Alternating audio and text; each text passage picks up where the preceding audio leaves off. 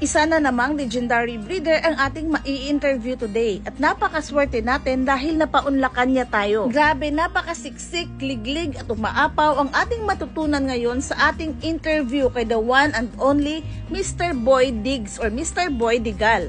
Mataas itong video natin kaya hahatiin natin ito into 2 parts. Ang part 1 ay ang ating interview kay Mr. Boy Diggs at ang part 2 ay ang ating farm tour with interview ulit. So during farm tour kasi ay marami din siyang tinuturo at sayang naman pag hindi ko isali dito sa ating video. Kaya ang gagawin ko ay hahatiin ko ito into 2 parts. First part ang i-upload ko ngayong 9 PM ay ang ating interview. Tapos ang second part naman, ang farm tour with additional mga teachings si Sir Boy Diggs ay bukas po ng umaga. So wag na nating patagalin, simulan na natin. Sir, maayong buntag. May buntag sad. Thank you kaayo nga ni sugot ka nga maka-interview ka namo ug ma-share nimo ang imong knowledge sa breeding sa ato ang mga followers sa mga supporters. So call without any further ado. Sir, sir. Pwede na tayo magsugdan na nato dayon. Okay, ma'am. Okay. Sir, gusto ko makabalo og pati pud sila, kabalo ko curious sila. Boy lang ba jud imong real name? Dili, ma'am. Akong tinuod nga pangalan Bernardo I. Digal. Bernardo. Nganong nahimo mang boy? Kay muna palayaw sa akong amahan. So mo na atod karon nadala og boy. Boy Digal. Boy Digal. Napad yung shortcut Boy Diggs. Ana ma'am, naghimo kabalo ka ning sa bungiro ma'am, dagan maghimo og kuan. Tawagon ta og Boy Diggs. Siyempre makatando po ta, mohatod na madala-dala na sa uban. Mahimo ng Boy Diggs. Mahimo ng Boy Diggs. Boy Diggs kay palayaw pag bata boy. Tapos Boy Digal niya ang sa bungiro gidigs pa Diggs na dagan mo gumugtawag og Boy Diggs ma'am. Mato na madunggan sa uban. Moto niya na Boy Diggs uban Boy Digal pero kadaghanan Boy Diggs. Boy Diggs. Mao na gid ang palayaw sa kawas sa sabungan. Kabalo daghan man tag amigo gud sa sabungan. Magkabalo ko ni sa bungiro. Ang sa bungiro man gud basta di lang kapalaway daghan ka amigo. Duha ra din na ay daghan kag kaaway o daghan amigo. Muna tambag lang ko sa mga bagong nagmanok. Ingana, importante gyud kayo. Disiplinas ka galingon. Bisag usa ka dugayon nimo nagbreed ka, sikat ka, importante disiplinahon nimo kagalingon. Sir, muna akong next question. What year ka nag-start og breeding? Anong taon ka? Mag-English, Tagalog, Bisaya tayo. Anong taon, unsang year ka nag-start og breeding? Nagsarili, ma'am? With Sir Bravo? 1990, dito ko ka bibotoy. Pero unang-una gud ako sa una, dito ko ka Amado Garcia. 1974 ko nagsugod og kuan sa manok. Karon pag 1990 gikuha ko ni bibotoy. 1990. 1990 hangtod what year ka kay Sir Bravo po? 97. 1990 to 1997. Pagka 97 nanangig ko sa iya. Tapos magsarili ko, nisugot man siya nga nga sitwasyon. So ba, nanaday kay kapital ikaw. Wala may gamay mo sa anak motor, sugod ko. Niya kung pahiramon ko nimog material, magsugod ko breed. Ipahiraman ko niya. Wow. Dito ang nagsugod ko breed. Overall, tanan imong mga breed diri sir gikan kay Sir Bravo? Tanan. Tanan akong manok except sa puti lang. Gikan gyud ka bibotoy tanan. Dako kay kog utang kabubuton saya. Dili ko may ngani ditungod saya. Grabe jud ka maayong tawo si Sir Bravo. Okay abi nimo sa Davao man gud. Ang nagpamaayog manok sa Davao sa una sa 1980s. Aluoy kay Davao kastigado ka sa Bacolod. Lupi kay Davao kay wala pay mayong nga manok kay wala pay mayong nga breed. Karon pag abot ni Bibotoy, dito ni sikat ang Davao. Kay si Bibotoy, dili dalo og manok. Nagatangatag gising. Nasiyal niya iyang manok gani. Moto nagwapo ang manok sa Davao. Siya ang mentor sa Davao og manok. Sir, katong naa ka kay Sir Bebot, kay Sir Bravo, unsa imong trabaho jud dito sa iya ha? Dito siya primero dia sa una, ana siya nga boy ana. Kay dili sila kabalo pa kay magbuhi og piso eh. Ana ko boss, sige. Ako yung nagdala sa tanan niyang breeding. Pagpalukuan kaya importante mo good kayo pagpadako sa piso. Kuan sa piso. Kay once nga dili maayo pagpadako sa piso, wala gyud. Failure gyud. Nya di maiglawas dito sugod ato pahuman to breed. Pilion ang isa nga boy. Ako magpili sa bugtag, ako magpili sa broodhen. Moto tanan ako ginaga-sit up ni ana. Okay. Dili i-breed og dili ako gina-sit up. So in short, sir, ikaw jud ang isa sa foundation ni Sir Bravo. Okay, medyo ako may nakahibalo nga usado di naman ako siya kanang away sa manok boss secondary lang na. Ang importante ang posisyon sa manok. Kaya gwapo ang balanse ang manok, maayo gani siya ang offspring ana. Oh. Pero kung dili maayo ang pundasyon sa brugkak ug broodhen, wala gyud mahitabo niya na. So, Kung hindi maayos yung brugkak mo at saka broodhen mo, wala talaga mangyari sa breeding mo. take note ha, sa magandang materyales talaga nagsisimula ang mga magagandang manok. Magandang materyales, mga broodcock, broodhen, tapos tamang pag-alaga ng sisiw bago tayo come up with a very good na quality ng mga manok. Successful yung breed mo. Kasi ma'am, kung hindi maayos pagka-breed, patapos kahit na maayos pagka-breed, hindi maayos pagkapapalaki ng sisiw mo, wala din mangyari sa manok mo. So, kasi sabi mo, sikat ka. Halimbawa, madami kasi talo kung hindi maayos pagkapapalaki ng manok. Kasi tatamaan ng sipon, mahina yung baga nila. Pag oxygen nila mahina. Tapos yung katawan nila mahina. Pag laban mo, lamang sa talo. Lamang sa talo. Pero yung manok mo, yung stag mo healthy, malaking chance. Malaking chance, mga 70% may lamang ka. Kasi yung kalaban mo hindi healthy. Lamang ka sa kasi yung manok mo malakas pumalo kasi healthy. Pero kung dumaan sa sakit, wala, lamang sa talo yan. So therefore, pag may sakit na yung mga sisiw, dispose na, kasi pag halimbawa, pag tatamaan, kahit na tao, kung may diferensya ka sa katawan, mahina. Pero di man tayo pwede i-dispose basta-basta. Kasi tao man tayo. Pero manok kailangan. Pag may sakit ng sisiw, wala na yan. Tanggalin na yan. Lalo na kung pinakadelikado yung sakit sipon. Kasi yung sipon, ma'am, sa baga yan. Pag dun sa baga, mahina oxygen. Doon naggaling yung oxygen sa Kaya kung mahina oxygen naman, paglaban mo, matalo buhay. Kasi mahina oxygen niya. Okay. Diba, ang ganda ng lesson na na-learn natin today sa pag-alaga ng mga sisiw. So, yun, sir, 1997, nag-start ka na dito mag-breeding. Dito talaga sa Biao. Dito sa Biao Sa Biao Eskwela. Naalala ko yung mga bata pa ako. Tama talaga, 1997. Ilang taon ako niyan, mga 12 years old. Ang sikat-sikat dito sa Biao dahil yan kay Sir Boy Diggs. Dahil sa kanyang pagka-champion at saka magaling nag-breeder. So sir, ano po yung mga bloodlines na nakuha mo kay Sir Bebot? Nakuha kong unang-una manok ni Bebot yung kay Carol Nesmith. Ano yan? Sweater. Carol Nesmith. Sweater. Carol Nesmith. Nesmith. Carol po. Carol. Doon ako nakakuha sa kanya ng material. Matapos kakuha ko ako sa kanya ng claret, Dan Gray. Yun ang unang-una kong manok. Gilmore. Kasi kung breed mo walang hatches, wala Kailangan talaga may hatches kasi lalo ngayon stagan. Stagan kailangan kung walang hatches, walang flowering, hindi masyado gimnes. Iba kasi yung may hatch. Pagbasaan, medyo may lamang kunti. Gimnes pala ang hatch, ang labanan. Kasi parang parang sasakyan, ma'am. Engine siya. Hindi po. Kahit na may four-wheel drive. Gagapang. Kahit na gagapang kasi may hatch siya Gagapang. Pero kung walang light pow lang, pagdating sa basaan, lalo kung pilay-pilay, hindi na gagapang. Hindi na iba yung may hatch kasi gagapang. Papalo talaga yun. Kaya pala yung iba akala mo talo na, tapos biglang nanalo pa. Kasi magandang pundasyon ng stag mo, tapos matapang, may makapalo ang isa, tamaan yung kalaban mauna pa. Diyan magkatalo, ma'am. Thank you, sir. Sir, how about yung sabi mo na white mo? Saan po galing yun? At saka anong breed po yun? Ang white ko, ma'am, galing kay Ray Ayo ng Digos. Kasi yung tatay niya, yung late na, yun naman yung tatay niya, patay na yung tatay niya Doon, nagbakas kami doon sa Digos. Nagbakas kami, nag-breed kami. Doon ko ang may-ari talaga nung white na yun, kay Asnar. Yung si Engineer Asnar, hindi yung sabungero. Kaya nakita ko yung puti, sabi ni Ray Ayo, may puti siya doon. Tininan ko, maganda, ma'am. Kaya pag 2003, breed namin. Nilaban ko doon sa Matina ng 8 stag. Solo ko yun, 7.5.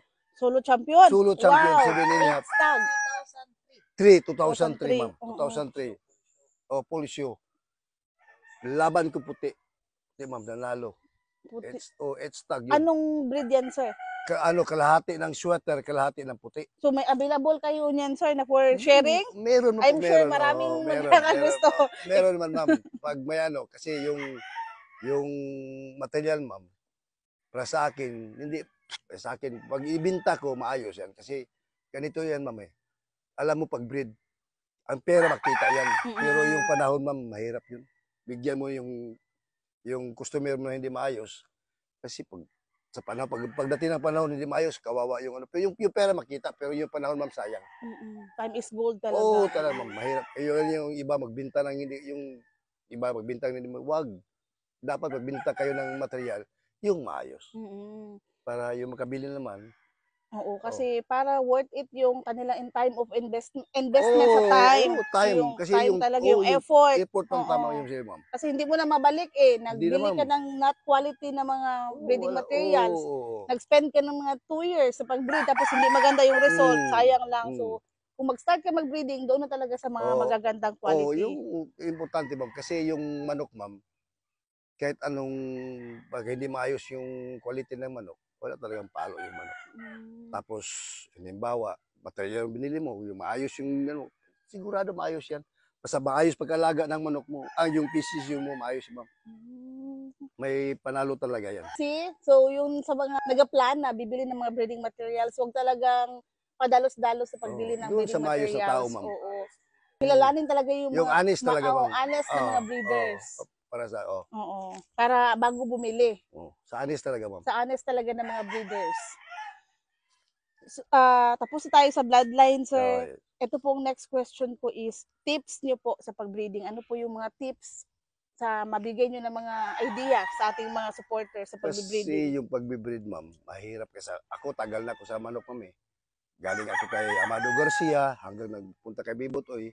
Importante talaga sa breed, ma'am, disiplina sa sarili mo. Kailangan talaga wag palos-dalos pag breed ka. Halimbawa, yung material mo maayos, piliin mo maayos yung babae at saka yung lalaki, tapos anong bloodline, kasi iba-ibang bloodline ng manok, ma'am. Halimbawa, yung manok na muna 3-week cross, wag mo na i-breed yun. Kasi i-breed mo yan, maging native yan eh. Kaya lang galing lang sa i-breed. Kailangan talaga genetic. Kasi doon, pag mahibi ng, halimbawa, breed mo 7-8 o 3-4, maganda yan, ma'am. Yung babae mo naman, 3-4 ng sweater. Yung babae mo, 3-4 na, yung lalaki mo, 3-4 na hats, gill mo, breed mo, maayos yan, ma'am. Pero yung babae mo, sabog, halimbawa 3-week cruise, yung lalaki mo ng sabog, pag breed mo, wala naman. Wala talaga. Maganda lang tingnan, pero walang palo yan, ma'am. Kasi yung bloodline niya, scattered, ma'am eh. So therefore, importante talaga ang bloodline. Tapos yung blood na nila, yung quality ng blood nila, kung ilang percentage. Ilang percentage yung dugo, ma'am. Kailangan talaga, ma'am. Kaya yung ibang nagmamanok, yung sumisikat yung iba, kasi marunong, ma'am. Alam nila kung paano i-breed yung manok nila. Just mag-breed, ma'am. Mahirap. So in short, i-summarize natin, huwag basta breed ng breed. Hindi porket may makita ka ng mga pulit dyan. Wala, ma'am. Pag sa akin, ma'am, pag 3-week cruise, patayin ko na yan, ma'am. Kasi wala bang mangyayari, ma'am. Halimbawa, ibinta mo yan, kawaii makabili. Pag breed nila, pag sabog naman, pag 3-week cross, breed mo, wala na. Sabog na yan, ma'am. Maganda lang tingnan, hybrid breed kasi, pero sa, ano mo yan, ma'am, native na yan. Dami na kasi nila. Or yung mga sobrang malabnaw na yung kanilang bloodline ay wala na silang capability na lumaban. O nga, ma'am, mahina na, ma'am. Iba tatakbo. Kaya pala mayroong tumatakbo. Oo. Ma'am, iba tatakbo. Hindi din malayo kasi yung dami ng dugo nila sa katawan niya, ma'am. Hindi na gimnes yung dami na. So, talaga, mag-depend sa percentage ng bloodline ang gameness. Gameness ng manok. Mag-depend sa percentage ng dugo. Ng dugo. Ang gameness ng manok. Halimbawa, kahit na matapang yung manok mo, halimbawa, ilagay mo hats. Hats yan. Pero kung dami ng dugo ng iba-ibang tatakbo yan, hindi na matapang mo. So, malabnaw na talaga yung dugo niya. Nandyan ang breed talaga, ma'am. Nandyan talaga sa pag-breed mo. Ilang percentage ng dugo, ganun. So ang pinaka-tip talaga sa atin ni Sir Boy Diggs is yung percentage ng dugo. Pag 3-way na, wag nang gamitin. Kailangan talaga mag-breed ka mag-recording. Kasi kung walang record yan, mahirap yun, ma'am. Ano mo lang, sa kadaming manok mo, uy, ganito. Hindi, kailangan record. Ilang porsyento ng dugo ng nanay, yung tatay, ilang percentage ng dugo ng tatay, pagtapos pag anak, yan, record mo. Kailangan talaga marking. Accurate talaga, ma'am. Kung hindi accurate, doon masisira yung breed mo. So, ang kay Sir Boy Diggs kasi, quality over quantity siya. So, kung ang iba ay pa-quantity, padamihan ng breeding, sa kanya, okay lang hindi gaano kadami, basta quality yung mga ma-breed niya, yung mga mailabas niya. Tama po ba, sir? Tama, ma'am. Kasi yung manok, ma'am, halimbawa, sabi, nanalo yung kadami panalo kasi maganda pagka-breed niya. Maganda pagka-breed. Oh, ikaw ba naman mag-solo champion ng 7 stag ba yun, sir? Oo, noon 8 ma'am. stag, Oo, solo champion kasi ng 8 stag, oo. di ba? Ang galing talaga. So, proceed tayo sa ating next. Parang ayaw ni Sir i-share ang kanyang mga achievements dahil napaka-humble. Ayaw na bahalang mag-research. Alam niyo na naman yan. Wala tayo dito kung wala yung mga grabe niyang achievements. Sir, pwede bang malaman kung sino yung mga big time nyo na buyers? Noon ma'am, yung dati pag umpisa ko, yung iba, ano-ano pa dito pa lang sa Davao, pag 2006, kasi sa Davao, naglalaban kami ni PA. Ano kami, stag at saka kak, stagan, ng Migba, noon. Kaya, sa ano naman, kasi yung manok ko, balday ko maganda eh. Si kami laban, lamang ako sa panalo sa kanya. Yung pagtapos sa kak naman, araw ng Davao, nanalo din ako sa kanya. Nagtanong, kung kanino manok binitawan niya. Sabi, yung nagbitaw mo si Bidigal. Doon, kinausap niya ako. Sabi niya sa akin, saan galing material mo? Para ko galing kay Bibot Uisa. Sa ganun ba? Bibili ako sa padami ka. Yun, nag-umpisa sa akin ng bumili ng stock. Hanggang 2013. Mga 7 years siguro na ano. Tapos, naglaylo po kayo sa pag-breeding, nag-rest. Yun, may kunti-kunti na lang, ganun. So, aside sa kanya, sir, sino pa po? Dami ako sa Manila, kay Paul Estrellado. Manila, dami ma'am. Ano doon sa mga, sa Luzon na dami. Marami pupunta din dito, ang iba ginapadala na lang. Ginapadala na lang. So, sir, kung mayroon po mga gustong mag-purchase sa inyo, mag-avail ng inyo, meron po kayong mga for sharing dito? Pero ano ma'am, kasi ako ma'am, pag hindi ako bibinta ng material na di maayos. Kasi sa akin man din magbalik yan pag ano. Pag bininta mo na nun, di maayos. Yung sa akin man, basta bibinta ko, maayos yan. So meron po kayong available? Ngayon po meron? By November. May November. Kasi, sa ngayon wala pa? Wala pa kasi yung ano ko, WPC4 yun, pang material ko, meron puti at saka hatches. Yun, sweater, ganun. So kung magkano man sa inyo na lang, sa kanya na lang kayo mag-message. Active po sila sa social media. Kayo po, pati anak ni Sir, no, pwede din sa kanya mag-message, no.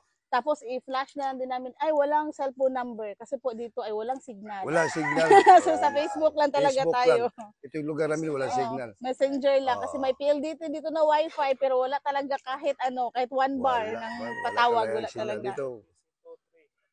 Sa WPC 23, sir, may available kayo ngayon? Kasi yung to, nalaban ko iba, binili ng iba. Yung 3 ko naman, nilalaban ko lang. Kasi kunti lang ma'am, siguro mga 80 peraso lang. Nilalaban ko lang. Personal use na lang muna. So sa 4 na ang aabangan at saka sa mga incoming na breeding.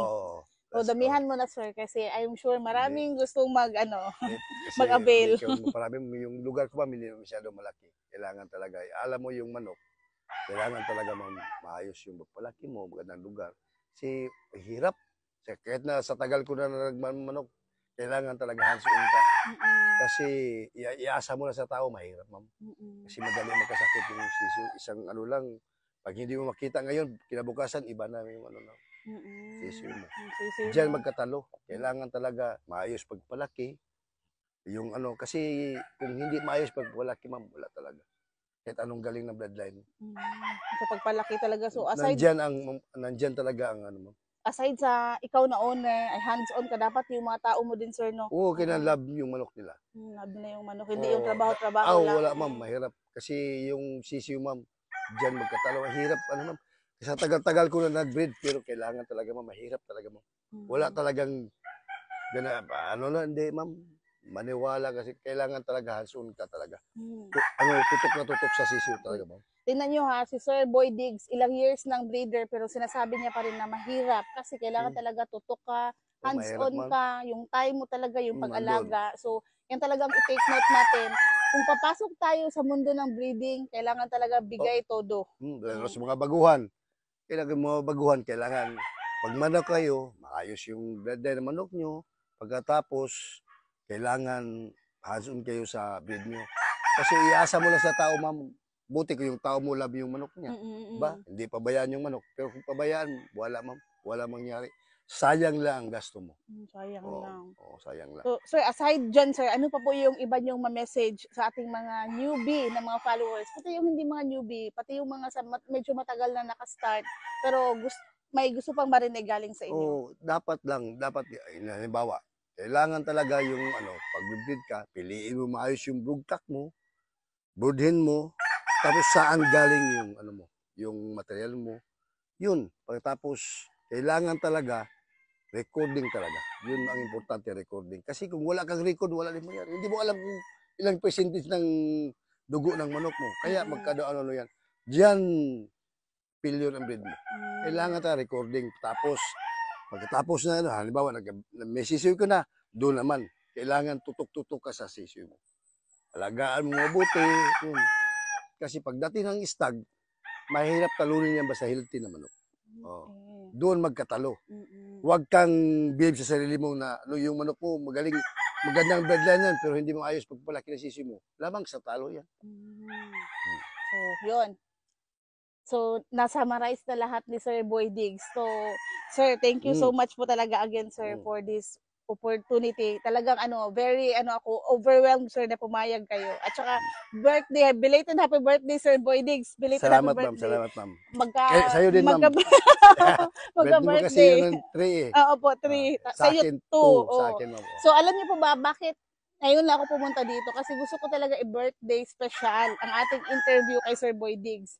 Actually, pag start ko pa lang po mag-tour, mag-farm tour, may nag-request na, pero gista po kasi yung farm tour at niresume ko ngayong September para birthday special. Pero hindi ko alam na birthday din pala ni Sir Boy Diggs nung pumunta kami dito. Pagpunta mo sa akin, ma'am, kasi sabi ko sa'yo, balik ka lang sa Merkulis, ma'am. Kasi birthday ko sa Lunes. Tapos yung sabi mo sa akin, tama. Kung nga, birthday ko din sa 3. Mga may birthday no September magsa-champion. Sana, ma'am, sana. Kasi may laban ako sa sa September 14 doon sa Bansalan. 6 tag. 6 tag. Araw ng Bansalan sa Mio Reyes. Nilalaban ako doon. Baka sakali. Baka champion. Sana. Babalik tayo dito. Hindi tayong balato. Wala problema yun, ma'am. So, sir, okay lang ba mag-tour tayong konti sa punta tayo sa Manao.